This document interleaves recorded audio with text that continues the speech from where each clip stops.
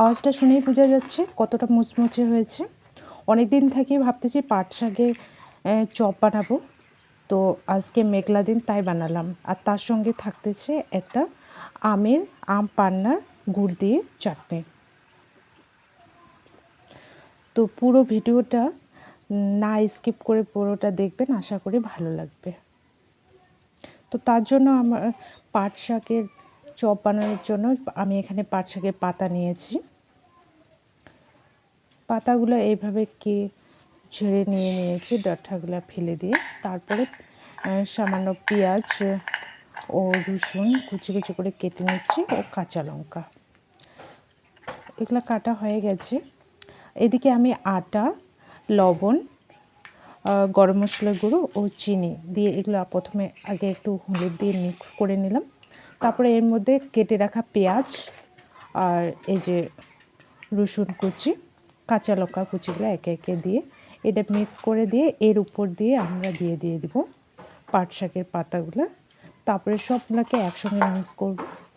আর এখানে যদি আরও আমাদের আটা প্রয়োজন হয় তাহলে দিতে পারি। আটার পরিবর্তে আপনারা অন্য কিছু ব্যবহার করতে পারেন, বেসন। তারপরে একে একে আমি এইভাবে শেপ করে নিলাম। আপনারা যে যেমন পারেন সেইভাবে ভেজে নিতে পারেন। তারপরে একটা পাত্রে আমি তেল গরম করে রিফাইন অয়েল সাদা একে একে বড়াগুলো এইভাবে ভেজে নেব। চপগুলো একটু ধৈর্য সহকারে একটা ছোট চামচ দিয়ে এইভাবে উলট পালট করে দিয়ে ভাজতে হবে। বড় চামচ বা খুন্তি ব্যবহার করলে ভেঙে যেতে পারে। জালটা লো রেখে একবারে খুব সুন্দর করে ভেজে নিতে হবে, লাল লাল করে এপিঠ ওপিঠ।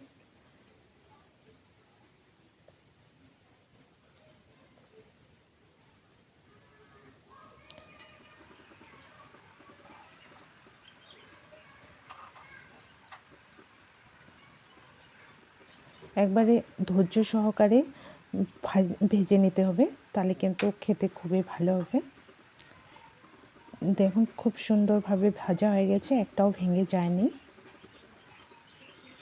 আর আরেকটা কথা বলে রাখি, আমার ভিডিও যদি আপনাদের ভালো লাগে, এদিকে আমরা তুলে নিচ্ছি, তাহলে অবশ্যই লাইক করতে ভুলবেন না। আর আশা করি আপনাকে এই চপগুলো অবশ্যই ভালো লাগবে। অনেক রকমের পাট শাকের রেসিপি খেয়েছেন, একবার এইভাবে খেয়ে দেখবেন। তারপরে আমি একটা সস বানিয়ে নিয়েছি চাটনি আমের। তার জন্য রসুন, তেজপাতা ও শুকনো লঙ্কা, পাঁচফোড়ন দিয়ে একটু ভেজে নিয়ে তারপরে আমরা গুড় দিয়ে দিব। এখানে গুড় দিয়ে দিলাম। তারপরে এটাকে নেড়ে চেড়ে যাতে পুড়ে না যায় তার জন্য একটু জল দিয়ে দিচ্ছি। গুড়টা যখন গলে যাবে তারপরে আমি আম পান্না করার সময় আম যেটা স্টোর করে রেখেছিলাম, হলুদ লবণ দিয়ে দিতে হবে ও লঙ্কা দিয়ে দিতে হবে। এই আম পান্নাটা দিয়ে দিচ্ছি। আমার যদি আম পান্না ভিডিওতে না দেখে থাকেন তাহলে ওটা দেখে নেবেন কীভাবে আমি আমটাকে এইভাবে স্টোর করে রাখি। তারপরে যে একটা পাত্রে আটা ঘুলে একটু জল দিয়ে দিচ্ছি, চাটনিটা একবারে ব্যালেন্স আসার জন্য। ঠিক হয়ে গেছে।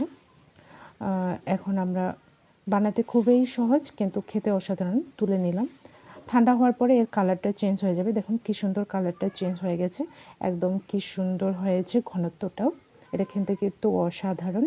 আপনারা মোমো চাউমিনের সঙ্গেও খেতে পারেন। তারপরে আমি একটা বাটিতে বড়াগুলো পরিবেশন করে নিলাম। আর দেখতে খুব সুন্দর লাগতেছে। বোঝা যাচ্ছে না যে এটা, কেউ বুঝতেই পারবে না যে এটা পাট শাকের চপ। আর তার সঙ্গে চাটনি অসাধারণ খেতে হয়েছিল। আমি খাওয়ার জন্য বানিয়েছিলাম, কিন্তু বাচ্চাগুলো এত করেছে, অল্প বানানো হয়েছে, তো আমার বাচ্চাই শেষ করে দিয়েছিল। দেখুন কতটা মুচমুচে হয়েছে। এতক্ষণ ভিডিওটা দেখার জন্য অসংখ্য ধন্যবাদ। আর দেখা হচ্ছে পরবর্তী ভিডিওতে। ভালো লাগলে কমেন্ট করতে একদম ভুলবেন না।